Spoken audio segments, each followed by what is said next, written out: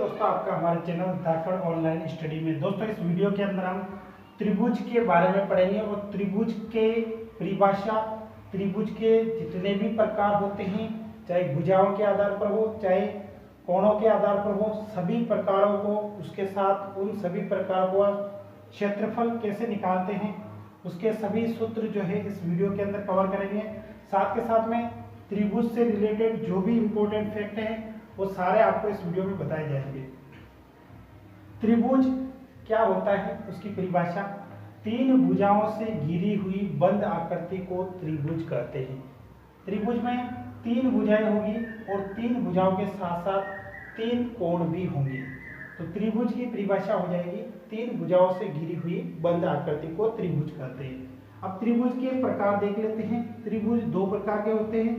पहला प्रकार है कोणों के आधार पर, कोणों के आधार पर, और दूसरा प्रकार है भुजाओं के आधार पर, भुजाओं के आधार पर। दो प्रकार होते हैं, कोणों के आधार पर और भुजाओं के आधार पर। कोणों के आधार पर त्रिभुज के तीन प्रकार होंगे। पहला प्रकार होगा न्यून कोण त्रिभुज, न्यून कोण त्रिभुज। दूसरा प्रकार होगा अधिक कोण त्रिभुज और तीसरा प्रकार होगा समकोण त्रिभुज, समकोण त्रिभुज। अब न्यून कोण त्रिभुज जो है वो किस प्रकार का होगा, जिस त्रिभुज के तीनों ही कोण क्या होंगे, न्यून कोण होंगे, यानी कि 90 डिग्री से कम के, तो उसे हम बोलेंगे न्यून कोण त्रिभुज। अधिक कोण त्रिभुज में ऐसा त्रिभुज जिसका एक कोण क्या हो, 90 डिग्री से ज्यादा हो, यानी 90 डिग्री से अधिक का हो, उसको अधिक कोण त्रिभुज बोलेंगे। समकोण त्रिभुज जिसका एक कोण 90 डिग्री का हो, उसको हम बोलेंगे समकोण त्रिभुज। यानी कि एक कोण मान लेते हैं यहाँ पर, जो भी कोण है x, तो x किसके बराबर हो जाएगा, 90 डिग्री के बराबर, तो उसे बोलेंगे हम समकोण त्रिभुज। तो कोणों के आधार पर तीन प्रकार हो गए। उसी प्रकार भुजाओं के आधार पर भी जो है त्रिभुज को तीन भागों में बांटा गया है। पहला प्रकार है समबाहु त्रिभुज, समबाहु त्रिभुज।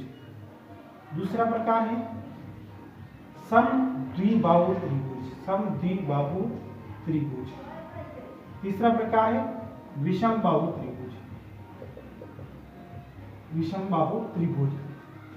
समबाहु त्रिभुज यानी ऐसा त्रिभुज जिसके तीनों भुजाएं क्या हो, समान हो, इस प्रकार का त्रिभुज है। अब इस त्रिभुज की भुजा मान लेते हैं एक, तो तीनों भुजाएं क्या होगी, समान। समद्विबाहु त्रिभुज ऐसा त्रिभुज जिसकी दो भुजाएं जो है समान होगी और एक भुजा जो है अलग होगी, उसे हम बोलेंगे समद्विबाहु त्रिभुज, दो भुजाएं समान। विषमबाहु त्रिभुज की तीनों ही भुजा जो है अलग अलग होगी, उसको बोलेंगे हम विषमबाहु त्रिभुज। अब समबाहु त्रिभुज का जो क्षेत्रफल का सूत्र होता है वो होता है a²√3/4।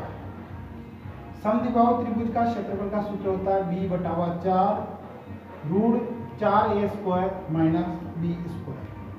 यह होगा समद्विबाहु त्रिभुज का क्षेत्रफल। विषमबाहु का क्षेत्रफल होता है s बराबर a + b + c/2, और फिर हीरोन का सूत्र लगेगा √as कोष्टक s - a, s - b और s - c। ये हीरोन का सूत्र लगेगा। तो हीरोन का सूत्र जो है विषमबाहु त्रिभुज में लगता है, जिसमें s जो है त्रिभुज का अर्ध परिमाप है, यानी परिमाप होता है तीनों भुजाओं का योग, उसका आधा कर देंगे तो अर्ध परिमाप।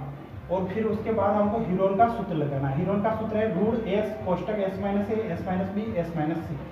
और समद्विबाहु त्रिभुज जिसमें दो भुजाएं समान होगी, तो उसमें क्षेत्रफल का जो सूत्र है वो b/4√4a² - b²।